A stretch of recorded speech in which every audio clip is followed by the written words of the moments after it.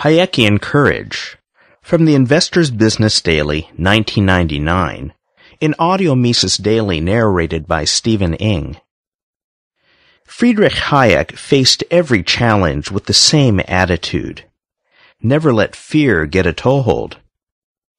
A native of Austria and a member of the Austro-Hungarian military in World War I, Hayek scouted enemy artillery from the air. It was hazardous duty. Spotter biplanes were often shot down. Once the Italians practically caught us, one in front, firing through the propeller, Hayek recounted years later. When they started firing, my pilot started spiraling down. Rather than cowering, Hayek took action. I unbelted myself, climbed on the rail. My pilot succeeded in correcting the spin just above the ground. Hayek, 1899 through 1992, perhaps the 20th century's most influential defender of free markets and liberty, carried that same daring into the academic field. Clearly, he had no intellectual fear, said Greg Ransom, a Hayek scholar and philosophy professor at Miracosta College in Oceanside, California. He just did what he thought was right. Hayek, who at first favored socialist thought, became one of its fiercest critics.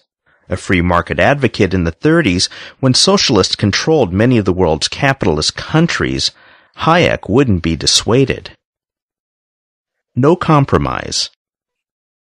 Despite the jeers that greeted him in the universities where he taught and the forums where he lectured, Hayek was stoic in the face of criticism. In fact, his belief in his theories was so unshakable, he never softened his stance. He wasn't afraid to speak out and lead, even though it inevitably would trash his career and reputation in the leftist atmosphere of the 30s through the 60s, Ransom said. But knowing he'd be vindicated, he held his ground during a career that included teaching posts in London, Chicago, and Freiburg im Breisgau, Germany. By the early 70s, he was proved right. The economic theories of John Maynard Keynes had become suspect. Inflation was rampant while unemployment remained high, a combination Keynesian doctrine could not explain. Solutions would be found in Hayek's ideas. He gained the ultimate recognition when he was co-recipient of the Nobel Memorial Prize in Economic Sciences in 1974.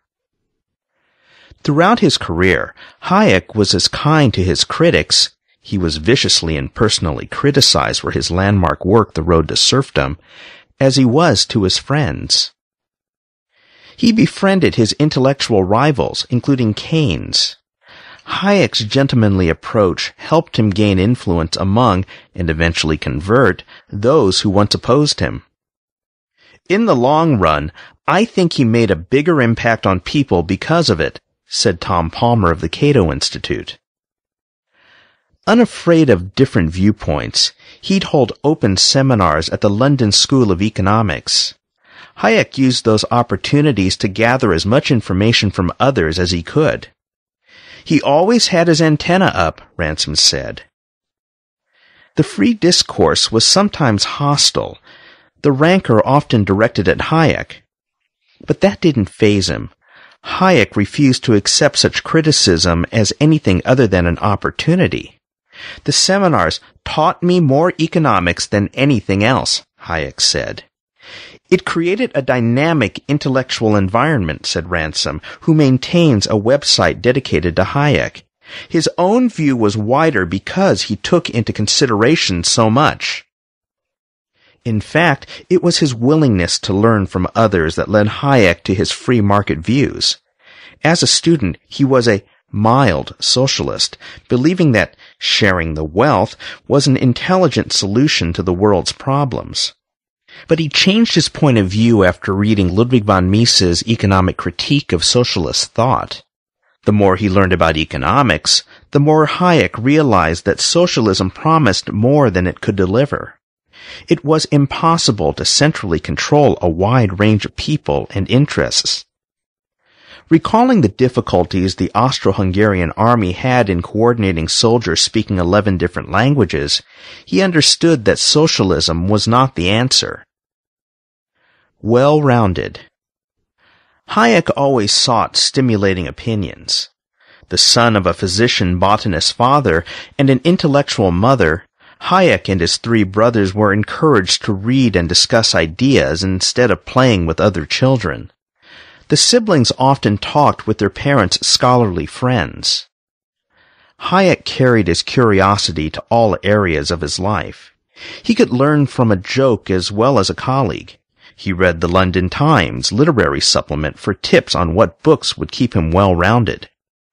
When reading, Hayek would sit in an easy chair, his books piled around him. He'd write notes on 5x8-inch cards using his knees as a writing surface.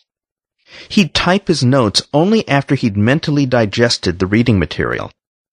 He believed you should learn your field inside and out, said Stephen Kresge, editor of Hayek's collected works. Hayek remained extremely disciplined about his work. During most of his life, he worked all morning and then again in the evening, Hayek recalled. He'd read the newspaper, then read or write for 2 solid hours. He followed a similar evening routine. He made a point of separating his reading and writing periods so he could focus completely on one or the other. Sometimes he would go up to 3 months at a time reading and not writing, or vice versa. The Ludwig von Mises Institute hopes you've enjoyed this Audio Mises Daily. For a world of free market literature, media, and discussion, visit Mises.org.